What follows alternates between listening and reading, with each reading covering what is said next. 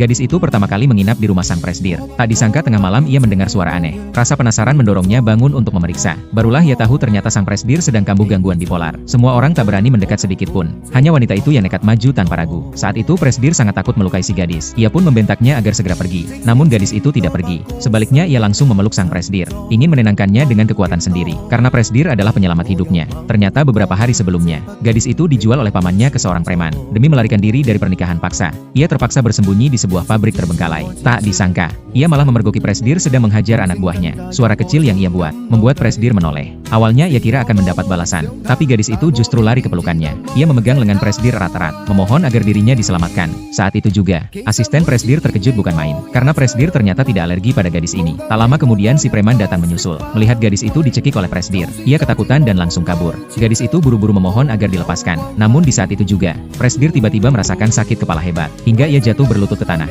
Asisten menyarankan presdir untuk pulang ke dokter. Namun presdir malah melihat gadis itu ingin melarikan diri. Tanpa pikir panjang ia menarik gadis itu kembali, menganggapnya sebagai penawar saat ia kambuh. Gadis itu sadar, daripada dijual oleh pamannya, lebih baik mencoba menyelamatkan presdir. Sejak saat itu hubungan mereka pun dimulai. Keesokan paginya, gadis itu ingin kabur diam-diam, namun kebetulan bertemu presdir. Dalam kepanikan, ia tanpa sengaja menjatuhkan tasbih mahal milik presdir. Gadis itu ketakutan setengah mati, langsung berlutut dan memunguti tasbih, sambil terus meminta maaf. Mendengar suara ribut, asisten segera datang. Awalnya ingin membantu presdir menghukum gadis itu, tapi malah dihentikan oleh presdir. Ia tidak hanya tidak marah, bahkan memberikan cek 50 juta sebagai kompensasi atas malam itu. Gadis itu melihat cek itu, namun tidak menerimanya. Ia ingin menggunakan uang itu untuk mengganti tasbih. Presdir dingin berkata, tak perlu diganti. Ia boleh langsung ambil cek itu. Namun gadis itu tetap menolak. Ia merasa jika merusak sesuatu harus bertanggung jawab. Keteguhannya itu malah membuat presdir memandangnya dengan kagum. Akhirnya presdir tidak mempersulitnya lagi, membiarkannya pergi dengan bebas. Seharusnya mereka berpisah di titik itu. Namun sebulan kemudian, presdir bertemu gadis itu di depan apotek. Gadis itu datang untuk membeli obat. Ternyata ia merasa tidak enak badan, dan membeli alat tes kehamilan untuk memastikan. Tak disangka hasilnya positif. Ia langsung panik. Jika pamannya tahu, pasti ia akan dipukuli sampai mati. Saat ia kebingungan,